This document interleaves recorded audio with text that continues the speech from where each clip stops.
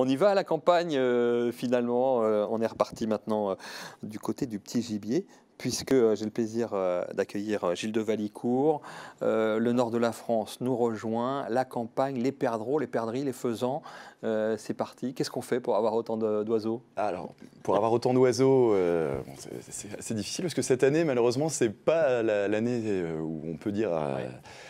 C'est compliqué, c'est un peu comme pour le grand tétras. Hein. Oui, bah c'est comme le disait le président Del Casso, oui, les chasseurs sont raisonnables. Donc cette année, on va quand même lever le pied sur la perdrix, puisque bon, pour parler en chiffres et illustrer le propos, la Somme, qui est quand même un des départements où il y a les densités de perdrix grises les plus importantes, on considère en général qu'il faut 5 oiseaux par poule en été pour que les chiffres soient bons.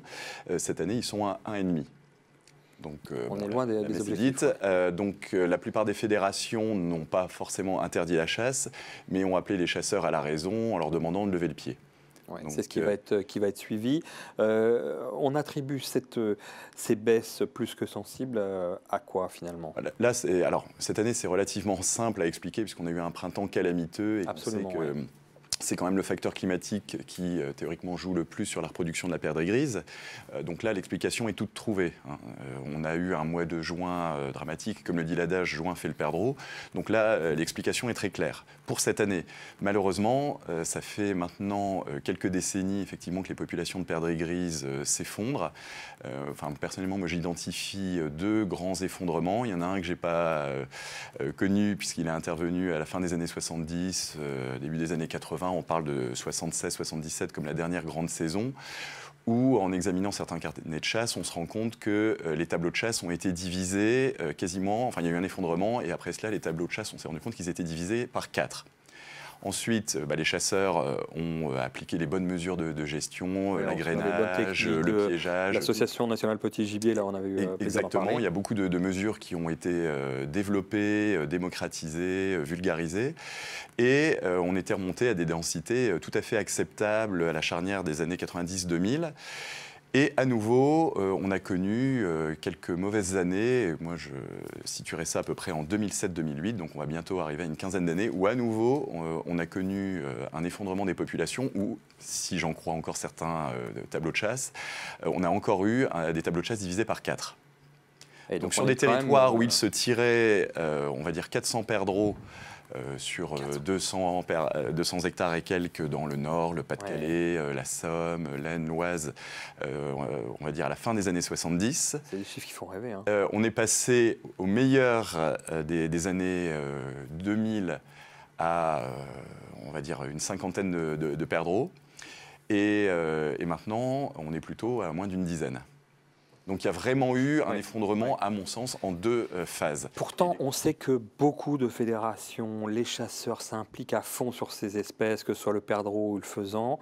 On va en sortir un jour de cet effondrement un peu de... C'est difficile à dire. Par contre, ce qui est certain, c'est qu'effectivement, Guillaume, tu as raison de souligner que les fédérations, les chasseurs s'impliquent énormément. Et d'ailleurs, c'est sûrement ce qui a permis à la perdrix grise de continuer à exister, parce que partout où elle n'est plus chassée, de toute façon, elle a disparu. Hein. On a le cas au Luxembourg où ils ont arrêté la chasse de la perdrix grise, c'est fini, il n'y en a plus. Actuellement, nos amis wallons en Belgique ont une forte pression de leur gouvernement pour interdire la chasse de la perdrix. Elle se retrouve interdite dans la plupart des secteurs. On sait très bien que ça ne résoudra pas le problème parce que la perdrix ne continue à subsister que par l'implication que peuvent avoir les chasseurs. Et ce qui est intéressant aussi avec la perdrix, parce qu'on va nous dire « Ah mais oui, mais ça c'est juste pour pouvoir en tirer plus par la suite ». En général, on les chasse 1 ou 2 fois par an, guère plus. Donc bon, c'est un faux procès, mais c'est surtout que c'est ce qu'on appelle une espèce parapluie, ce que les techniciens de fédération, les écologues, je ne parle pas des écologistes, appellent vraiment une espèce parapluie, c'est-à-dire que tout ce que l'on va faire pour maintenir les besoins, la capacité d'accueil, ce qui nous permettra d'avoir une population chassable, bénéficiera à l'ensemble de la faune des plaines cultivées. Y compris non chassable. On a bien besoin. Y compris non chassables. Y compris les chasseurs. Donc ça laisse encore de bonnes années de travail à effectuer avec une bonne synergie entre agriculteurs, chasseurs.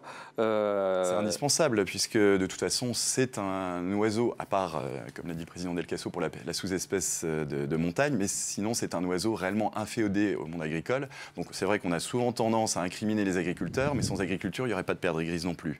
Donc il faut vraiment travailler main dans la main avec les agriculteurs pour trouver des solutions qui soient viables pour tout le monde. Et ben voilà, on voit la synergie entre ce que disait Jean-Marc Delcasso tout à l'heure et ce que tu dis, Gilles, et on met chacun à contribution finalement pour la sauvegarde de ces espèces emblématiques, perdrix grise ou grand tétras. Perdrix ou grand tétras, mais je me permettrai quand même juste un petit complément, c'est que là, ce qui maintient aussi l'intérêt des chasseurs actuellement, il y a une espèce dont on a à peine parlé, qui est juste passée en fond d'écran juste avant, qui est très intéressante, c'est le faisan. Absolument. Le faisan, contrairement à la perdrix grise, connaît, sans qu'on en maîtrise totalement toutes les raisons, une sorte d'âge d'or. Depuis maintenant une trentaine d'années dans le centre et pour commencer dans le Pas-de-Calais, il y a des gestionnaires qui sont beaucoup impliqués. Ouais, à la faveur aussi des travaux de l'ANPG, l'Association nationale petit gibier. Tout à fait, il y a beaucoup de GIC qui se sont formés autour du faisan et ça maintient l'intérêt des chasseurs pour les aménagements, la chasse en plaine, les bonnes mesures, la régulation des prédateurs. Et le faisan, lui, effectivement, se porte très bien. Même si cette année, la reproduction n'est pas bonne pour les raisons climatiques qu'on a pu évoquer, la dynamique de population est bonne.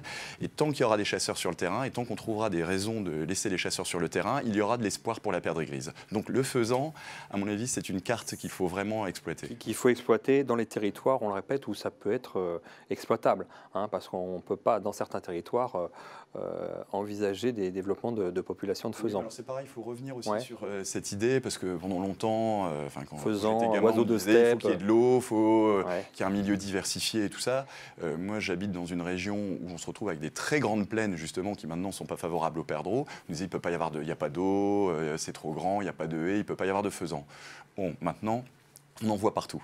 On en voit partout et dans tous les départements où ils ont appliqué des mesures de gestion assez simples, et notamment celle qui a fait ses preuves, même si certains n'y croyaient pas au début, c'est le non-tir de la poule, que l'on ne tire pas du tout les poules ou qu'on le limite d'une certaine façon, clairement les résultats sont là. C'est de la même chose, Jean-Marc Delcasso, en montagne, sur la perdrix grise de montagne. On a les mêmes problématiques? Oui et non, je vais dire, parce que les biotopes n'ont pas changé en montagne. La perdrix grise de montagne, elle est surtout inféodée au pastoralisme. Et tant qu'on aura du pastoralisme en montagne, on aura des territoires à perdrix grise. Voilà. Alors, ce qui pourrait demain nuire à la perdrix grise indirectement, c'est la disparition du pastoralisme et l'arrivée des grands prédateurs. L'arrivée des grands prédateurs qui pose un gros problème pour le maintien du pastoralisme en montagne. Ouais, on sait qu'il y a le loup et l'ours là qui sont en bonne position. Pardon? Le loup et l'ours en bonne position. Voilà, voilà. Si le pastoralisme demain disparaît, la perdrix grise disparaîtra avec elle. Il y aura fermeture des milieux et puis il n'y aura plus cette nourriture qu'amènent tous les coprophages, etc., tous ces insectes qui se nourrissent des déjections des ovins, des bovins ou des caprins, etc.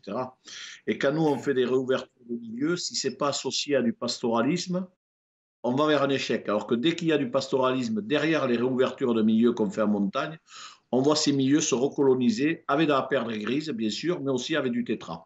Bon, et bien voilà, on sait là aussi que l'engagement complet, plein et entier des chasseurs, là, de toutes les équipes au niveau du pastoralisme, tout ça, ça va redonner un petit peu, on l'espère, de vivacité à la fois à la campagne et à la montagne. Merci beaucoup. Gilles, je voudrais rappeler aussi une chose, c'est qu'il y a un tout nouveau site là qui se lance, dont tu es rédacteur en chef, et je voulais qu'on en parle 2 petites secondes. Merci Guillaume de me le proposer. Oui, donc effectivement, donc je suis ici en tant que rédacteur en chef d'entrechasseurs.com.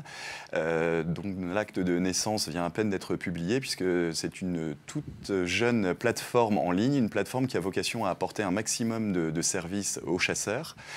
Donc pour l'heure, on a un guide pratique et un magazine dont j'ai la charge qui sont déjà en ligne, et incessamment sous peu, il va y avoir quelque chose de plus commercial avec l'ouverture d'une marketplace, un annuaire des professionnels de la chasse et du tir, et aussi des petites annonces. Voilà. Tout ça à destination des chasseurs et des tireurs de loisirs. Et ben voilà, c'est dit, entrechasseurs.com. C'est ça. Super, merci beaucoup. Merci messieurs de cette actualité autour du petit gibier.